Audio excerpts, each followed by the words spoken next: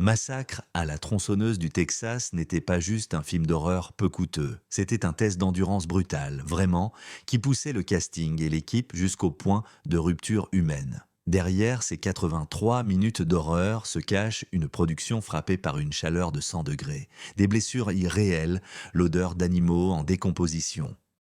Et des acteurs poussés presque à la folie. Le réalisateur Tobe Hooper n'a pas seulement fait un film. Il a créé une expérience authentique de terreur qui a durablement marqué tous ceux qui ont participé. Et aujourd'hui, nous plongeons dans la réalité tordue qui se cache derrière l'un des chefs-d'œuvre les plus influents de l'horreur, avec 20 faits étranges sur Massacre à la tronçonneuse.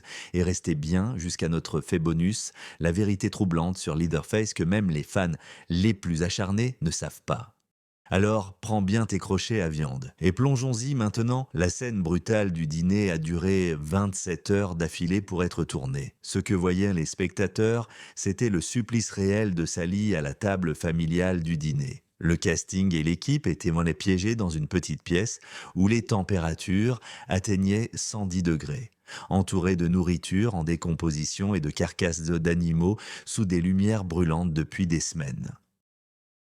La puanteur était devenue si forte que quelques membres de l'équipe ont vomi entre les prises. Marilyn Burns, jouant Sally, n'était pas qu'épuisée et délirante. Elle le vivait vraiment. Ses hurlements n'étaient en pas qu'une prestation, ils étaient les sons d'une détresse psychologique. Dans les dernières heures, la frontière entre tournage et torture avait disparu. Ce n'était pas du tournage, Burns s'en souvint plus tard. Ce n'était pas comme un test social pour voir jusqu'où les gens pouvaient tenir avant de craquer. Gunnar Hansen a coupé Marilyn Burns avec un vrai couteau. Le moment le plus perturbant n'était pas mis en scène. Quand Leatherface a coupé le doigt de Sally pour envoyer du sang au grand-père, le réalisateur Toby Hooper n'arriva pas à faire fonctionner le tube de faux sang. Après plusieurs prises balières ratées dans la chaleur étouffante, épuisement et frustration s'imposent de plus en plus. Solution, utiliser un vrai couteau et faire couler du sang réel. Hansen a soigneusement tranché, se brûlant le doigt devant la caméra, créant une douleur réelle et le sang que vous voyez à l'écran. Ce n'était ni une coupure profonde ni du cinéma. Burns décrit ensuite le moment où la douleur était réelle et le sang était le mien. La terreur dans mes yeux, ce n'était pas une performance. C'était moi qui réalisais pour quel genre de film j'avais signé. Ce n'était pas de la magie hollywoodienne. Ce n'était qu'un des nombreux cas où la production avait franchi la frontière entre simulation et réalité, créant le réalisme brut qui rend le film si perturbant 50 ans plus tard. Danse iconique de la tronçonneuse n'était pas chorégraphié. C'était dangereux. Improvisation, visages en cuir, ambiance hantée, coucher du soleil, danse de la tronçonneuse s'achève. Le film n'était pas dans le script. Ce n'était pas prévu, ce n'était pas chorégraphié. Ce que voit le public dans ce plan final, c'est Gunnar Hansen, un homme pesant 136 kilos, brandissant une tronçonneuse en état, qui tourne en cercle après 12 heures de tournage dans la chaleur du Texas. Hansen était épuisé, à la limite du délire par la chaleur. La tronçonneuse n'était pas un accessoire. C'était une tronçonneuse à essence, avec sa garde de sécurité retirée. Un seul mouvement aurait entraîné une blessure grave, voire la mort. Je ne voyais pas bien derrière le masque. Hansen admit plus tard que je manquais de précision et que cette tronçonneuse était lourde. Je suis encore étonné de ne pas m'être coupé la jambe. Ce qui apparaît à l'écran comme un moment d'éclat artistique était en réalité un pari dangereux qui a créé l'un des plans de fin les plus emblématiques du cinéma par pur hasard. L'acteur qui jouait Leatherface a subi des dommages physiques permanents derrière le masque. Le masque appartenait à Gunnar Hansen, un poète calme et étudiant en master qui n'avait jamais joué auparavant. Ce qu'il ignorait, c'était que jouer ce tueur emblématique endommagerait définitivement son corps. Le costume n'était pas conçu pour le confort ni la sécurité. Le masque était fabriqué à partir de perruques en cheveux humains collées directement sur le visage de Hansen sans ventilation, provoquant de graves dommages cutanés et des cicatrices permanentes. La tronçonneuse n'était pas un simple accessoire léger. C'était un outil fonctionnel, pesant plus de 20 livres, que Hansen devait porter des heures d'affilée sous une chaleur d'environ 100 degrés Fahrenheit. Le résultat, des maux de dos et une douleur chronique qui le poursuivait tout au long de sa vie. Je n'ai pas pu lever mon bras droit au-dessus de mon épaule pendant des mois.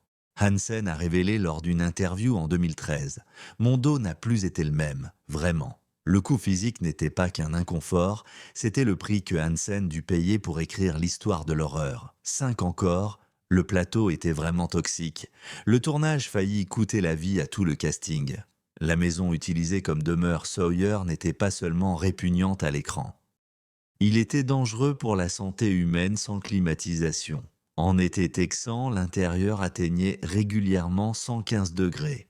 Mais la chaleur n'était que le début. La production utilisait de véritables restes d'animaux comme décors, dont des os de bœuf, des plumes de poulet et de la viande en train de se décomposer encore sous des lumières brûlantes. La puanteur était devenue si forte que les membres de l'équipe vomissaient régulièrement entre les prises. Plusieurs membres du casting ont eu un coup de chaleur. Certains ont dû recevoir des fluides intraveineux. La chaleur extrême, la décomposition organique et une ventilation insuffisante ont créé un milieu toxique qui violerait des normes de sécurité. Le directeur artistique Robert Burns a admis que nous ne faisions pas un film, mais une vraie maison d'horreur où nous vivions. Quelle était l'erreur du public ?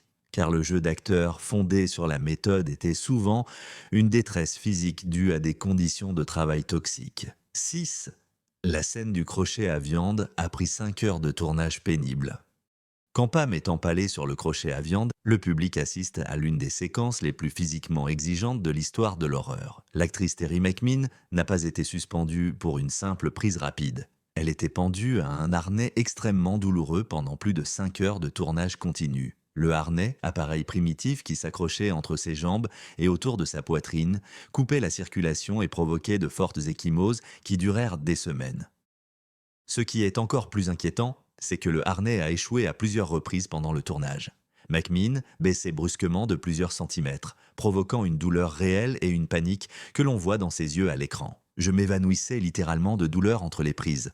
McMahon a révélé des années plus tard. Il m'avait réanimé avec des sels odorants, ajustèrent le harnais, ce qui ne faisait que rendre la douleur différente et il poursuivait ensuite le tournage. La souffrance n'était pas simulée, elle fut méthodiquement documentée. Pas d'effets spéciaux ou de magie au cinéma, mais une documentation réelle d'une jeune actrice torturée physiquement pour une terreur authentique. 7. Le barbecue cannibale était choquant et réel. L'entreprise Sawyer n'a pas été créée avec un stylisme culinaire ingénieux ni des accessoires. La production utilisait de la viande réellement abandonnée provenant d'abattoirs locaux qui pourrissaient sous la chaleur texane. Ce que montre l'écran est de la chair en décomposition, grouillante d'insectes non ajoutés en post-production. Ils furent attirés par la viande putride. Les acteurs ne faisaient pas que feindre d'être dégoûtés.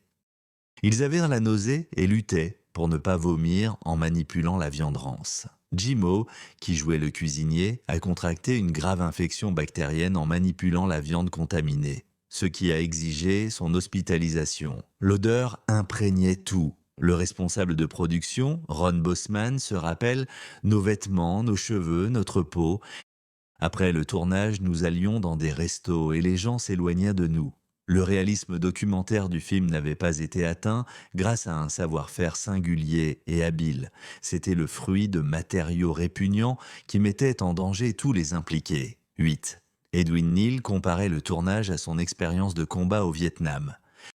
Edwin Neal, qui jouait l'autostoppeur fou, était vétéran du Vietnam et avait vu le pire du combat. Après le tournage, il fit une déclaration qui choqua tout le monde. Travailler sur Texas Chainsaw Massacre fut plus dur que servir au Vietnam. Ce n'était ni hyperbole ni exagération. Neal pensait vraiment ce qu'il disait. La chaleur extrême, 16 heures de tournage, des conditions toxiques sur le plateau et du matériel perturbant psychologiquement ont créé une tempête de misère que Neal trouva plus torturante que la guerre réelle. Au Vietnam, je savais ce dans quoi je m'engageais et j'avais une formation. Neal expliqua la tronçonneuse. Je ne savais pas du tout quel enfer m'attendait chaque jour. Au cours d'une journée particulièrement intense sur le tournage, Neal est devenu tellement dépassé qu'il a frappé un mur à coups de poing et a souffert d'une crise mentale nécessitant que l'équipe le retienne. Ce que le public interprète comme une performance engagée était souvent la documentation d'un acteur en proie à une détresse psychologique réelle.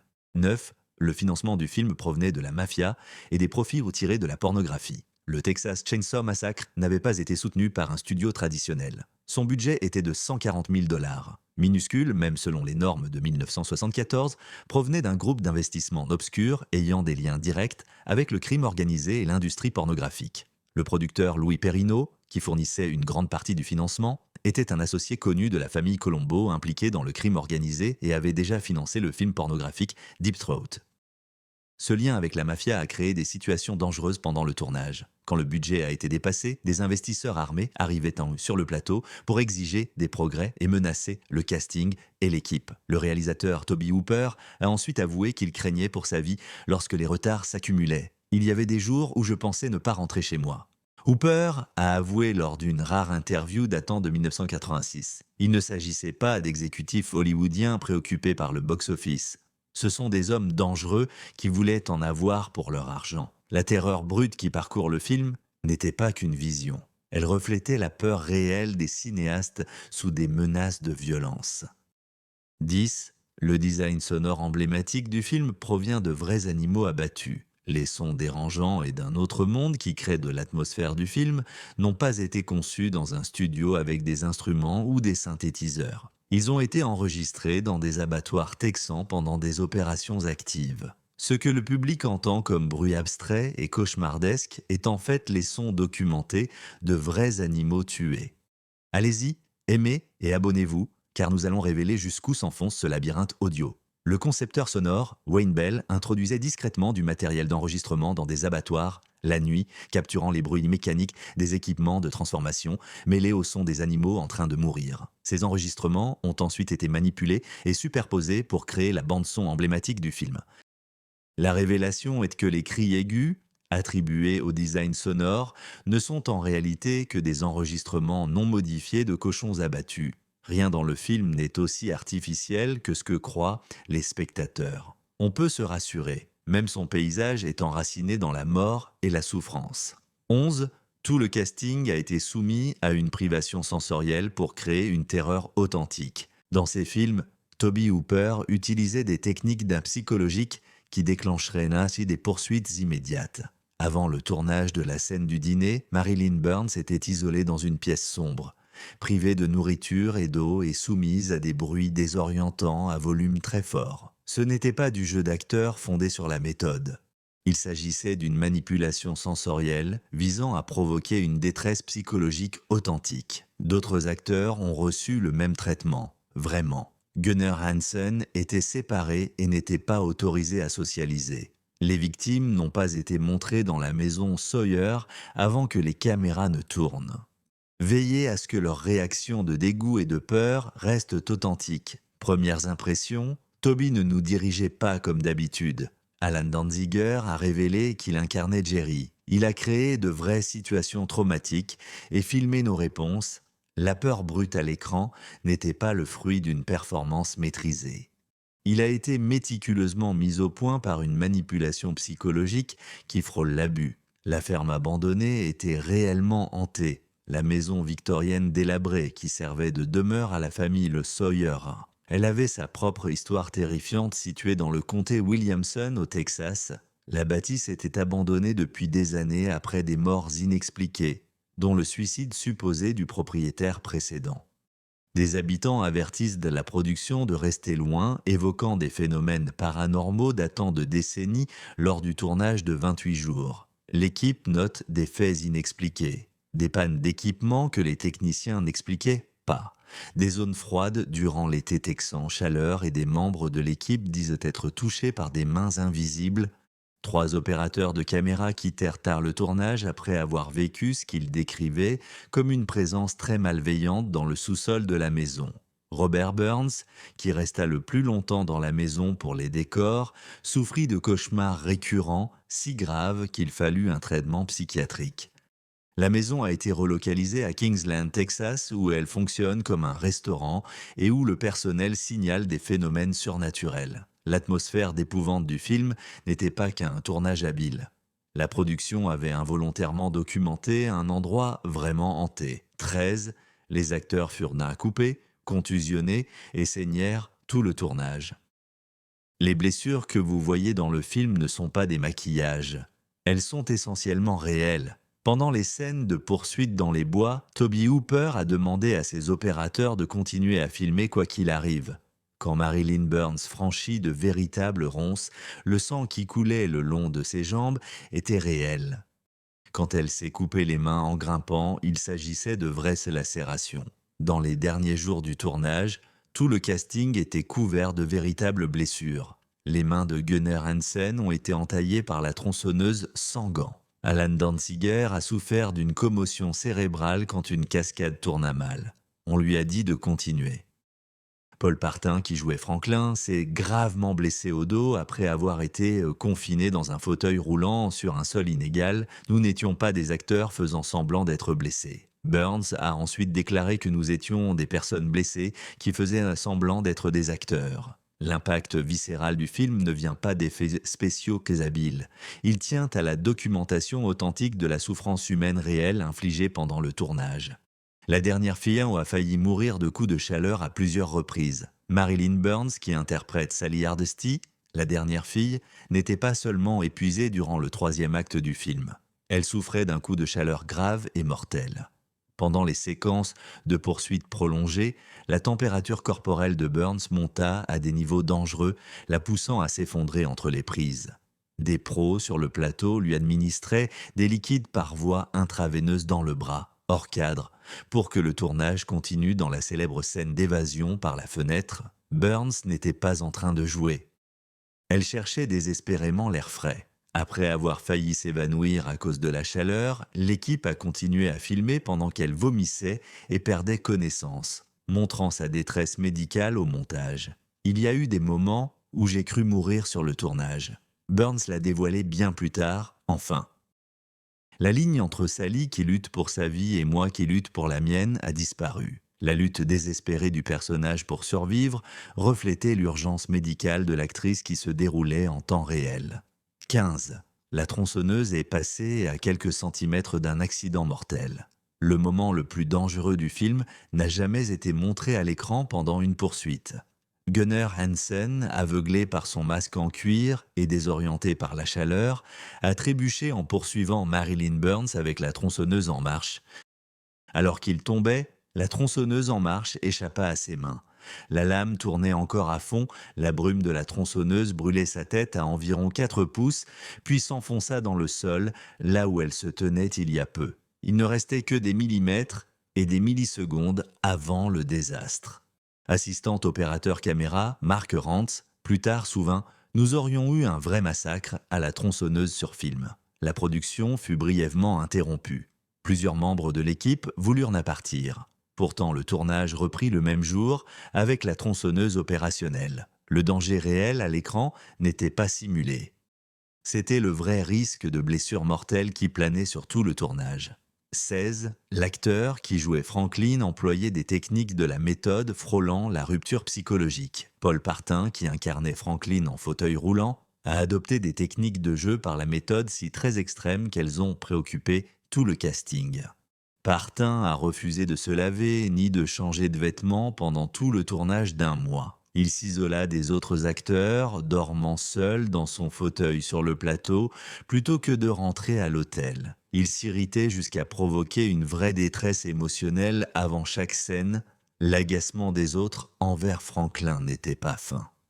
Le casting était vraiment agacé par Partin, par son comportement de plus en plus erratique et par son odeur corporelle écrasante. À la dernière semaine du tournage, Partin avait développé des escarres dus à l'usage constant du fauteuil roulant et avait perdu plus de 20 kilos en refusant les repas réguliers. Paul n'était pas censé jouer Franklin. Le réalisateur Toby Hooper expliqua plus tard que Franklin avait complètement dévoré Paul. Ce que voit le public n'est pas un travail d'acteur habile, mais la documentation d'un acteur traversant une véritable déstabilisation psychologique nécessitant une intervention professionnelle. Après que le tournage se soit terminé, 17, un vrai squelette humain a été utilisé et personne ne sait d'où il vient. La figure grotesque du grand-père montrée dans le film intègre de véritables restes humains. La production a acquis un squelette humain d'Inde pour 200 $, bien moins cher que fabriquer un accessoire réaliste. Ce n'était pas rare au cinéma des années 70, mais ce cas est troublant. L'origine du squelette reste entièrement non documentée. Il n'existe aucun document sur la manière dont les restes ont été obtenus, ou sur l'identité de la personne et son accord à l'usage de son corps. Après la fin du tournage, le squelette a mystérieusement disparu de l'entrepôt des décors. Certains pensent qu'il a été volé, d'autres soutiennent qu'il a été écarté quand sa légalité fut en cause, et nous n'avions pas pensé à l'éthique alors. Plus tard, le chef décorateur Robert Burns avoua sans équivoque: mais je me suis souvent demandé de quel reste il s'agissait que nous les manipulions avec tant d'insouciance. L'accessoire le plus perturbant du film n'a pas été créé par le savoir-faire hollywoodien. Il s'agissait des restes réellement profanés d'un être humain inconnu. 18. Le film a été vendu comme une histoire vraie, provoquant des traumatismes dans le monde réel. The Texas Chainsaw Massacre s'ouvre sur un texte et une narration affirmant que les événements décrits sont vrais. Ce n'était pas seulement du marketing, c'était une tromperie délibérée qui a eu de graves conséquences. Bien que vaguement inspiré par le tueur Ed Gein du Wisconsin, les faits et les personnages étaient entièrement fictifs. Néanmoins, l'affirmation basée sur une histoire vraie était présentée comme un fait absolu. Cette fabrication a provoqué un traumatisme réel chez ceux qui croyaient en y voir une reconstitution documentaire de meurtres réels.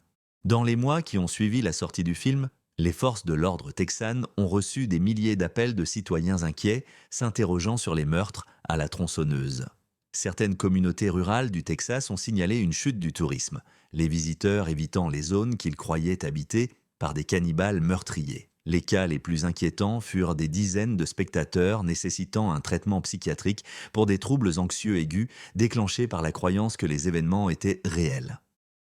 L'impact du film n'était pas seulement artistique, il a causé des dommages réels par une représentation délibérée. Les corps réalistes du film furent faits par un thanatopracteur dont l'attention troublante aux détails était notable. Les corps du film, inquiétants, n'ont pas été faits par une équipe hollywoodienne mais par un vrai thanatopracteur directeur.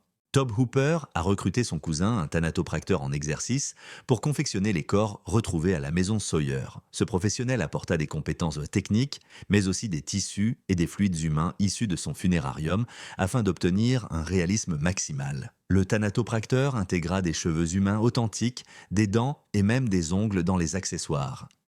La pâleur cireuse et les teints des cadavres ont été obtenus grâce à l'embaumement réel. La scène perturbante montrait un corps en décomposition dans une pièce à l'étage. L'activité des asticots a été créée par le thanatopracteur, appliquant des produits de décomposition réels sur des tissus animaux, générant une décomposition vraie à l'écran. Il ne fabriquait pas d'accessoires de décor. Un membre de l'équipe l'a signalé, il recréait exactement la mort avec une précision scientifique. La vraie représentation de mortalité du film ne provient pas de l'art, mais de l'application clinique de la science de la mort. 20. La plupart du casting ne s'en est jamais remise. Le Texas Chainsaw Massacre n'a pas seulement créé un traumatisme fictif. Il a produit des dégâts psychologiques réels qui ont durablement modifié la vie du casting et de l'équipe. Marilyn Burns souffre de stress post-traumatique depuis longtemps, cauchemars et attaques de panique déclenchées par le bruit des outils. Elle évitait les conventions d'horreur et parlait peu du film jusqu'aux années 90, décrivant le traumatisme comme réel déguisé en cinéma. Gunnar Hansen refusa de reprendre son rôle de Leatherface pour aucune suite. Plus tard, il révéla qu'il craignait de retomber dans l'espace psychologique nécessaire pour jouer le personnage. Edwin Neal, l'autostoppeur, a développé des troubles anxieux si graves qu'il ne pouvait pas regarder le film achevé jusqu'à 30 ans après sa sortie. Le réalisateur Tobe Hooper a vécu ce qu'il a décrit plus tard comme une paralysie créative qui l'a empêché de rivaliser avec l'intensité brute de son film qu'il avait révélé. Le coup psychologique n'était pas un simple inconfort temporaire. Il s'agissait d'une altération permanente des vies humaines pour créer une horreur authentique qui continue de troubler le public après des décennies. Fait bonus. Le fait le plus troublant au sujet du massacre à la tronçonneuse du Texas est resté caché longtemps. Des scènes d'hôpital, y compris des plans, furent tournés à l'hôpital Éloise, établissement psychiatrique près de Détroit. Ce que le casting et l'équipe ignoraient pendant le tournage, c'était qu'un agent d'entretien de l'hôpital pendant la production était Howard Unruh, déjà condamné pour plusieurs meurtres dans le New Jersey. Unruh, qui apparaît brièvement comme figurant dans une scène de couloir, avait tué 13 personnes dans ce qui est devenu connu sous le nom du massacre du chemin de la mort. Il a été libéré sur une faille psychiatrique et on lui a donné une nouvelle identité avant d'être embauché à l'hôpital Éloise. Les administrateurs connaissaient son passé, mais ils le cachaient à l'équipe du tournage. Ce ne fut que des années plus tard que Gunnar Hansen découvrit qu'en jouant un tueur fictif, il partageait ses pauses déjeuner avec un vrai tueur.